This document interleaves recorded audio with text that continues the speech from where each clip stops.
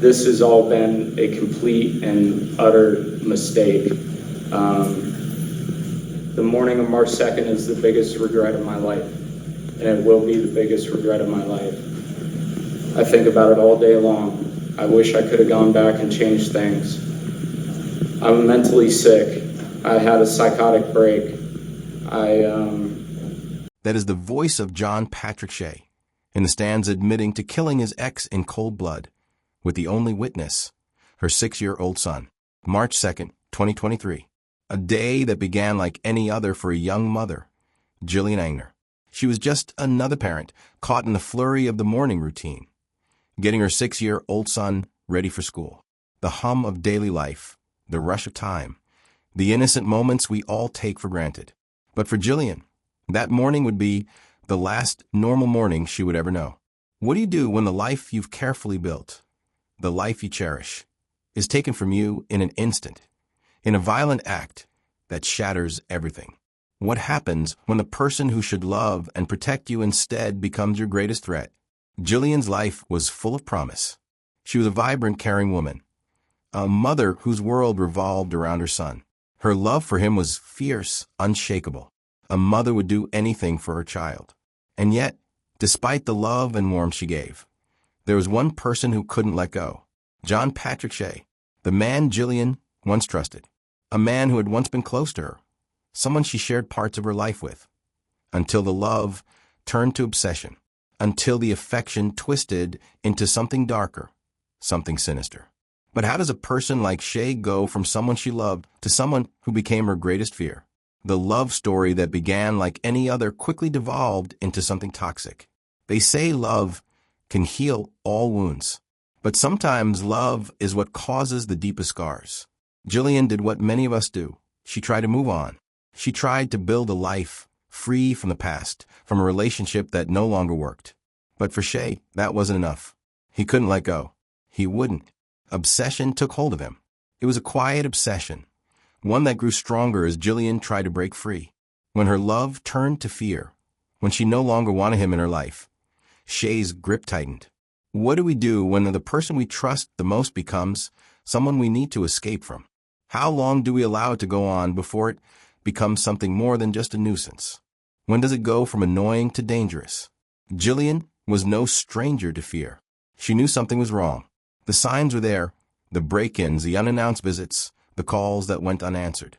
But how do you escape someone who knows you, someone who understands you so well, yet doesn't respect your boundaries? Jillian tried. She reported it. She reached out. But the system was slow to react. How many times have we heard the same thing? Victims reaching out for help, only to be dismissed until it's too late? Until the worst happens?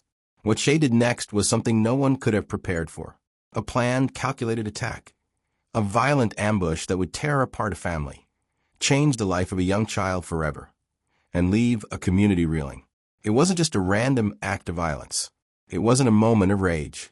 It was a carefully orchestrated tragedy. A tragedy that took Jillian's life and left her son to carry the weight of that moment for the rest of his life. How does a child process the loss of a mother in such a violent, senseless way? How do you grow up knowing that the last thing you saw was your mother fighting for her life? But how far can the system go to prevent something like this from happening again? How many more victims need to speak out before real, lasting change occurs? We need to ask ourselves, are we doing enough to stop this kind of violence before it begins? Are we turning a blind eye to the signs that are right in front of us? How many lives could be saved if we acted sooner? Jillian's death has left a void, a space in the world that can never be filled.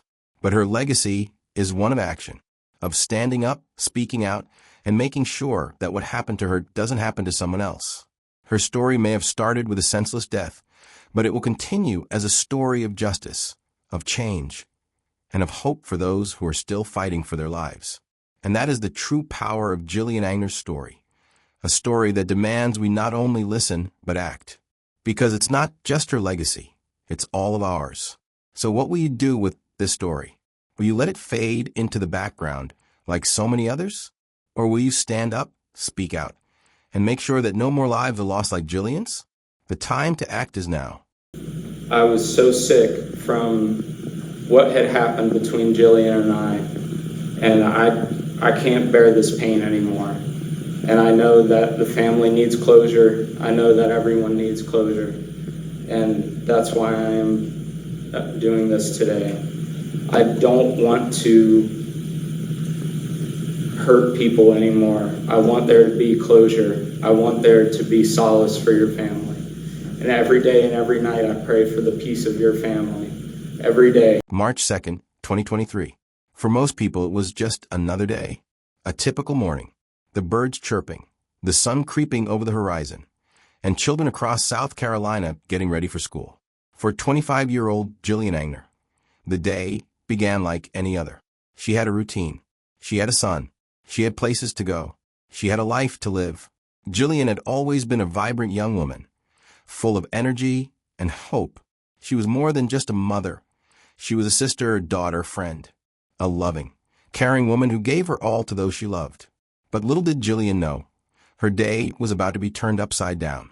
What was going through her mind as she pulled out of her driveway that morning, driving her son to school? Did she feel the normal rush of a mother's love as she helped her child get into his seatbelt? As she gave him that morning hug? Was there a feeling in the air, a sense of foreboding she couldn't shake, but maybe chose to ignore? But as she drove, little did she know, someone was watching her, waiting for the perfect moment. Someone from her past, a man who once shared part of her life, had been planning for this moment. John Patrick Shea, Jillian's ex-boyfriend. A name that was once associated with warmth and trust. A name that in just a few moments would become a symbol of violence, obsession, and heartbreak. He was waiting for her. How many of us have been in relationships where the lines get blurry, where after things end, someone just can't let go? It starts with text calls, maybe an unexpected visit, and suddenly it escalates into something darker. But when do we recognize the signs? When do we stop assuming it's harmless and realize that someone's obsession can be deadly? For Jillian, the signs had been there. She had known the man she once loved was slipping. She had known the stalking had started. But how do you prepare for something like this? How do you know when it goes from inconvenient behavior to life-threatening danger? It was a simple drive. She didn't see it coming. But Shea had planned this for months. The gun, the ambush, the cold, calculated attack.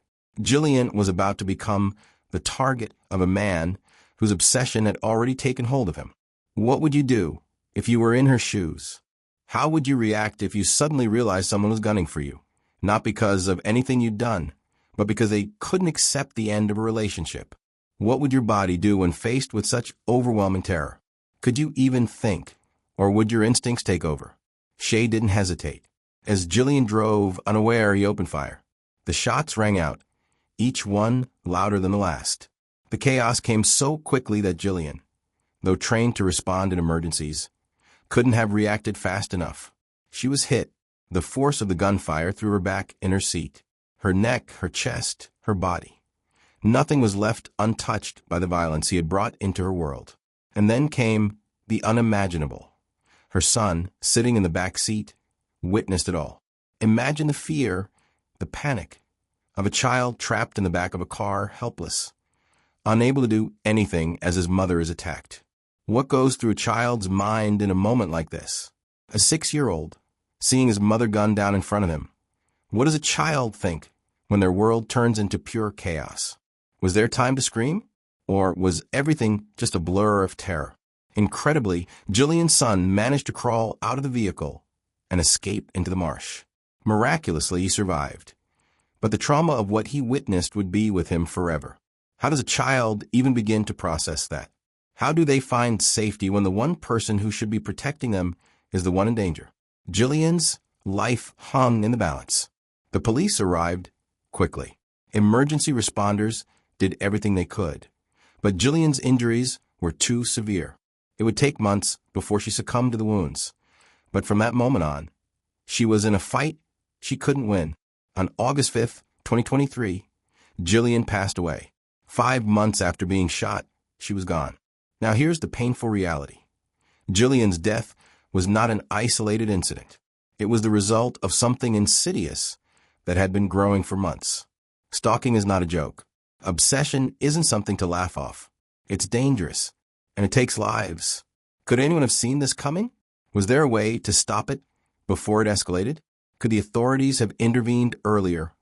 Or was the outcome inevitable? Could a restraining order, a move, a plea for help have saved Jillian's life? What we're left with is a tragedy, one we cannot undo. But can we learn from it? Can Jillian's death serve as a lesson for us all? Jillian was a victim of control, obsession, and ultimately violence. But if we know the signs, if we recognize the patterns, can we stop the next tragedy before it's too late? The real question we should be asking is this: how do we prevent this from happening again? How do we create a world where no one else has to suffer like Jillian did? Is there a way to stop the John Patrick Sheas of the world before they cross that line? Or will we continue to ignore the warning signs until it's too late? This is where the story truly begins, not with the crime, but with the lessons we take from it. To understand the horrific act that unfolded on March 2nd, 2023, we need to look at the man behind it all. John Patrick Shea, the ex-boyfriend who, by the end of the day, would be responsible for taking Jillian Angner's life. But who was John Patrick Shea before this? What was he like in the beginning? How does someone go from being a casual dating partner to a dangerous predator? What drives a person to cross the line from love to obsession? These are the questions that we must answer if we are to understand the full scope of this tragedy. Jillian and Shea had met in 2022, a brief relationship, just 4 months. At first, it seemed innocent enough. A young couple navigating the early stages of a relationship. They went on dates, shared memories, and for a while, it was just like any other relationship. But something changed. Relationships sometimes do. But in this case, something changed in a way that would prove fatal. At what point does someone go from being a partner to a possessive, dangerous force? Was it the breakup? Or was there something much deeper going on with Shea that Jillian couldn't see at the time? After their breakup, Shea didn't move on. Instead, he fixed his focus entirely on Jillian, becoming obsessed with her. It wasn't just that he didn't want to let go. It was that he refused to let her go. Have you ever experienced someone like this? Someone who refuses to respect boundaries? Who doesn't understand that when a relationship ends, it's over? But what happens when they refuse to accept that? What would you do if you found yourself in Jillian's shoes? Someone showing up uninvited, breaking into your home, showing signs of stalking. It didn't stop with minor disruptions. It escalated. Shea didn't just send texts or show up unexpectedly. No, it went much further than that. He would break into her house, show up when she wasn't expecting it, and leave disturbing gifts. Jillian was no longer just dealing with a broken heart. She was dealing with a man who had slipped into obsession. Imagine being in a situation where you know someone is watching you. What would you do if your ex kept showing up at your house? How do you protect yourself when someone can't take no for an answer? Jillian, despite the efforts of first responders, was rushed to the hospital in critical condition. But even with all the medical expertise in the world, her injuries were too severe.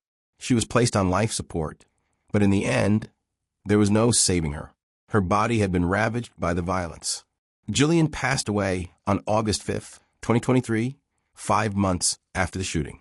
But here's the gut-wrenching truth. Her son, who had narrowly escaped death, would never see his mother again. He would grow up with the memory of that terrible day, of the horror he witnessed, and of the knowledge that his life was forever altered. How does a child move forward after something like this? How does anyone, for that matter? As Jillian's family grieved, the questions mounted. How could someone who had once been so close to her, someone she had shared intimate moments with, turn into a monster capable of taking her life? How do we allow someone like John Patrick Shea to spiral into violence? Why didn't anyone see the warning signs before things went so terribly wrong? How do we, as a society, fail to intervene when obsession turns into something far more dangerous? In the days following the crime, the community was left in shock. How could this happen? In quiet town like Beaufort County, how could something so heinous unfold in such a public way? The news spread quickly. Jillian was loved by so many, and her death seemed to have pierced the heart of everyone who knew her. But it was also the start of a deeper, more uncomfortable conversation.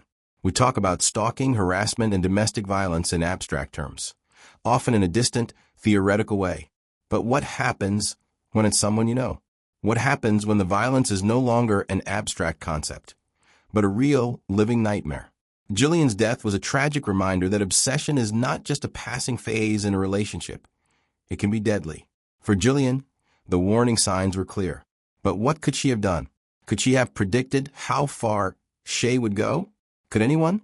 What is the threshold where obsession becomes a threat to someone's life? At what point do we realize that an unhealthy attachment is no longer something to laugh off or dismiss, but something that demands our attention? Why do we allow it to escalate until it becomes irreversible? John Patrick Shea didn't just kill Jillian. He destroyed a family. He scarred her son for life. And ultimately, he shattered a community that was left trying to process the brutality of his actions. So what happened next? Where did it all go wrong? Was there anything that could have been done differently? How do we stop people like Shea from becoming violent in the first place? And more chillingly, how do we stop them before they take someone's life? What we know is this. The system failed Jillian. She reported the stalking, but the response wasn't enough to protect her. There's a chilling truth that we have to face. Stalking is not just an annoying or frustrating part of a breakup. It's a red flag.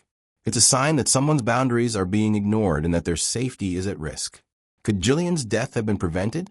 The answer is yes, but only if we, as a society, take these signs more seriously, intervene more quickly, and stop dismissing toxic behavior as something that will pass. Because when it doesn't pass, lives are destroyed. Jillian's death is a reminder, a call to action for all of us. This tragedy isn't just about one life lost. It's about the lives of those left behind and the countless others at risk. Stalking isn't a joke. Obsession isn't harmless. It's deadly. And until we take these dangers seriously, more people will fall victim to this kind of violence. And yet, even as we mourn Jillian, we can't forget one simple truth. Her death wasn't in vain. It can't be. Her story, her legacy, must live on, not just in memory, but in action. We must change the way we look at obsession. We must make sure no one else has to face what Jillian faced. The investigation was over. The arrest had been made. But for Jillian Angner's family, for the community, and for anyone who had been touched by this senseless tragedy, the real battle had just begun. What happens when someone we know, someone we loved, is taken in such a brutal, violent way? What happens when the person responsible is forced to face the consequences? The trial of John Patrick Shea would be the moment when the world would finally get a glimpse of justice. But could a trial, a sentence, or even the harshest punishment truly make up for what he had done? Jillian's family, devastated by the loss, now found themselves facing an emotional and legal labyrinth. The shock of losing her was one thing, but the trial, that was something else entirely.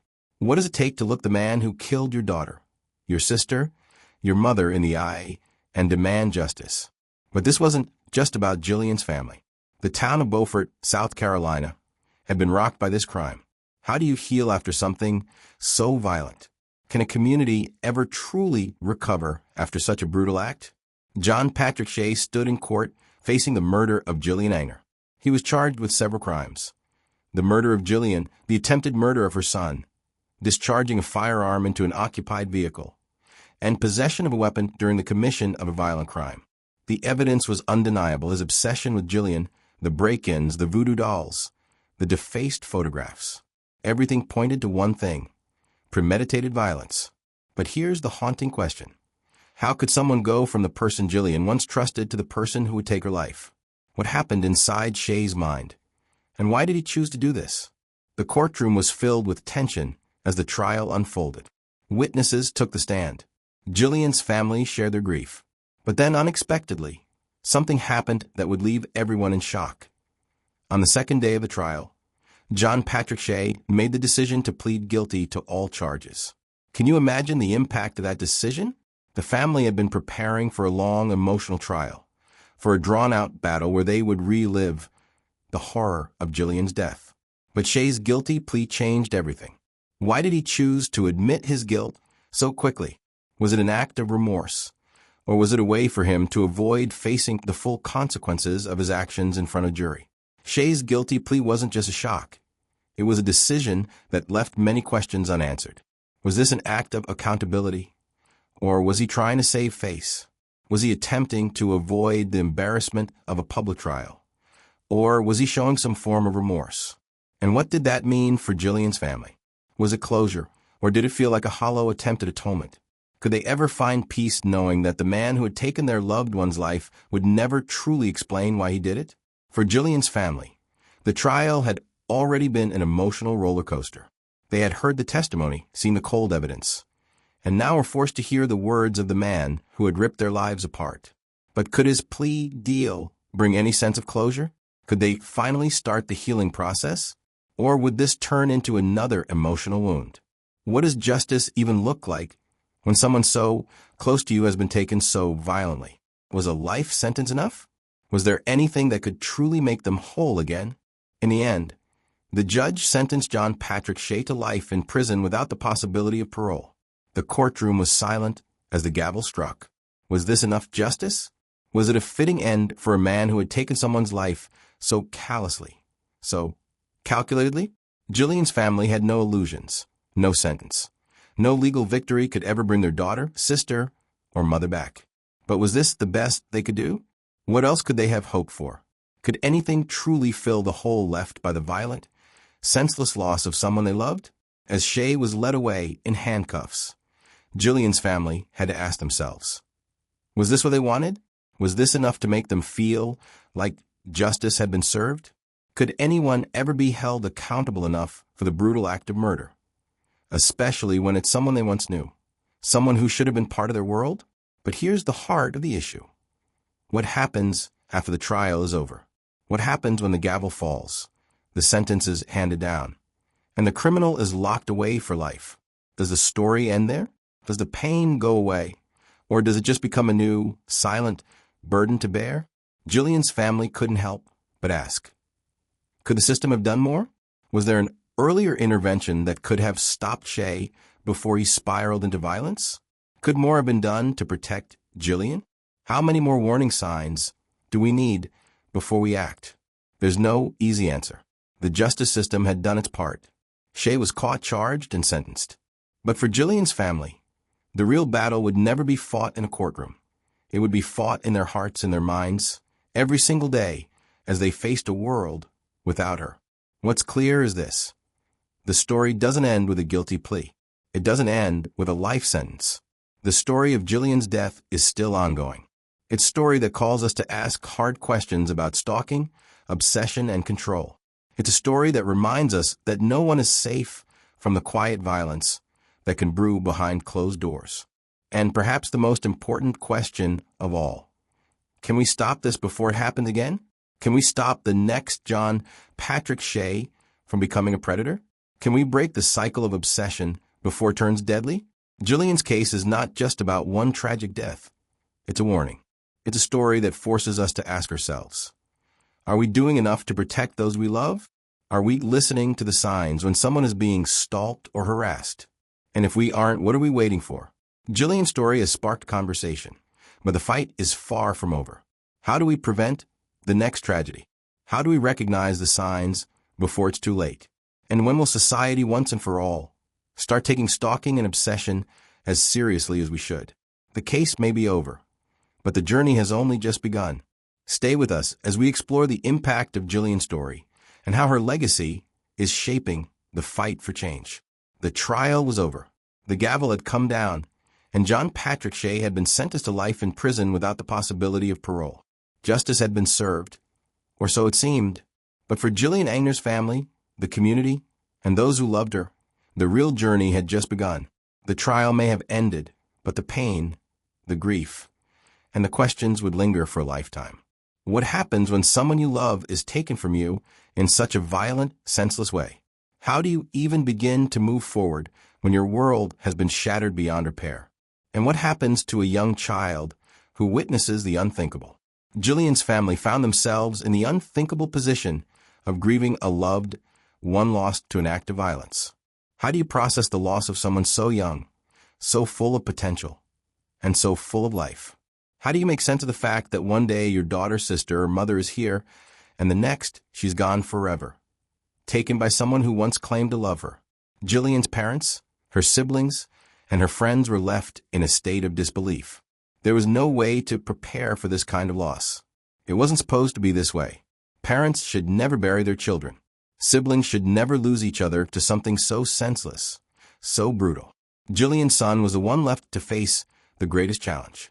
The psychological trauma of witnessing his mother's murder, of knowing that the person who should have been protecting him was taken in an instant, was an unimaginable burden. Can you imagine being a 6-year-old helpless as you watch your mother's life slip away? How do you help a child who has seen such horror, who has lived through such violence? Jillian's son had witnessed his mother's murder in front of his eyes. He had been forced to hide in a marsh, away from the violence, alone in the chaos. For a child, this kind of trauma doesn't just go away. It stays. It shapes everything about who they are, how they see the world, and how they trust people. How does a child even begin to process something like this? Jillian's death also opened up a broader conversation, one about the seriousness of stalking, obsession, and domestic violence. Jillian had been a victim of escalating behavior long before Shea finally acted on his dangerous fixation. She had tried to protect herself, but the system had failed her.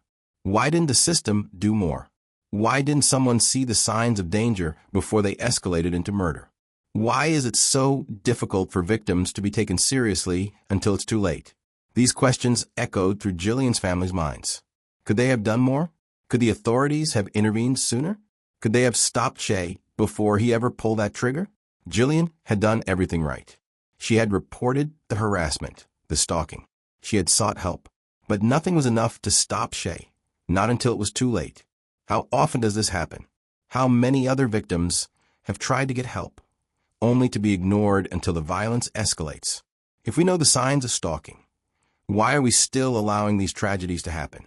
What can we do as a society to make sure that people are protected before they become victims? But the question still remained. How can we, as a society, prevent this kind of violence from happening again? How do we change the system to make sure people are heard before it's too late? Jillian's legacy, though tragic, was already having an impact. Local organizations dedicated to supporting victims of stalking and domestic violence began to receive more attention. Laws were being reviewed, reformed, and put into place to offer better protection for victims. And as Jillian's family continued to speak out, they gave others the courage to come forward, to speak their truth, and to seek help before it was too late. But could these changes ever truly bring closure? Could they ever fill the hole left in Jillian's family's heart? Jillian's family knew that they would never move on. How could they? They would never stop missing her. They would never stop grieving. But they were determined that her death would inspire something larger than their own sorrow. It had to. Could their advocacy stop another tragedy? Could the lessons learned from Jillian's death save someone else's life? What's clear is this. Jillian's death didn't have to happen. She didn't have to die. No one has to die at the hands of an obsessive ex. But the truth is, we must do more to protect people, to listen to them when they're afraid, to take action when the signs of danger are clear. That is the voice of Patrick Shea, in the stands admitting to killing his ex in cold blood, with the only witness, her 6-year-old son. March 2nd, 2023. A day that began like any other for a young mother, Jillian Angner. She was just another parent caught in the flurry of the morning routine, getting her 6-year-old son ready for school. The hum of daily life, the rush of time, the innocent moments we all take for granted. But for Jillian, that morning would be the last normal morning she would ever know. What do you do when the life you've carefully built, the life you cherish, is taken from you in an instant, in a violent act that shatters everything? What happens when the person who should love and protect you instead becomes your greatest threat? Jillian's life was full of promise. She was a vibrant, caring woman, a mother whose world revolved around her son. Her love for him was fierce, unshakable. A mother would do anything for her child. And yet, despite the love and warmth she gave, there was one person who couldn't let go. Patrick Shea, the man Jillian once trusted, a man who had once been close to her, someone she shared parts of her life with, until the love turned to obsession, until the affection twisted into something darker, something sinister. But how does a person like Shea go from someone she loved to someone who became her greatest fear? The love story that began like any other quickly devolved into something toxic. They say love can heal all wounds, but sometimes love is what causes the deepest scars. Jillian did what many of us do. She tried to move on. She tried to build a life free from the past, from a relationship that no longer worked. But for Shea, that wasn't enough. He couldn't let go. He wouldn't. Obsession took hold of him. It was a quiet obsession, one that grew stronger as Jillian tried to break free. When her love turned to fear, when she no longer wanted him in her life, Shea's grip tightened. What do we do when the person we trust the most becomes someone we need to escape from? How long do we allow it to go on before it becomes something more than just a nuisance? When does it go from annoying to dangerous? Jillian was no stranger to fear. She knew something was wrong. The signs were there, the break-ins, the unannounced visits, the calls that went unanswered. But how do you escape someone who knows you, someone who understands you so well, yet doesn't respect your boundaries? Jillian tried. She reported it. She reached out, but the system was slow to react. How many times have we heard the same thing? Victims reaching out for help, only to be dismissed until it's too late? Until the worst happens? What Shea did next was something no one could have prepared for. A planned, calculated attack. A violent ambush that would tear apart a family, change the life of a young child forever, and leave a community reeling. It wasn't just a random act of violence. It wasn't a moment of rage. It was a carefully orchestrated tragedy. A tragedy that took Jillian's life and left her son to carry the weight of that moment for the rest of his life. How does a child process the loss of a mother in such a violent, senseless way? How do you grow up knowing that the last thing you saw was your mother fighting for her life? But how far can the system go to prevent something like this from happening again? How many more victims need to speak out before real, lasting change occurs? We need to ask ourselves, are we doing enough to stop this kind of violence before it begins? Are we turning a blind eye to the signs that are right in front of us? How many lives could be saved if we acted sooner? Jillian's death has left a void, a space in the world that can never be filled. But her legacy is one of action, of standing up, speaking out, and making sure that what happened to her doesn't happen to someone else. Her story may have started with a senseless death, but it will continue as a story of justice, of change, and of hope for those who are still fighting for their lives. And that is the true power of Jillian Angner's story, a story that demands we not only listen, but act. Because it's not just her legacy, it's all of ours. So what will you do with this story? Will you let it fade into the background like so many others? Or will you stand up, speak out, and make sure that no more lives are lost like Jillian's?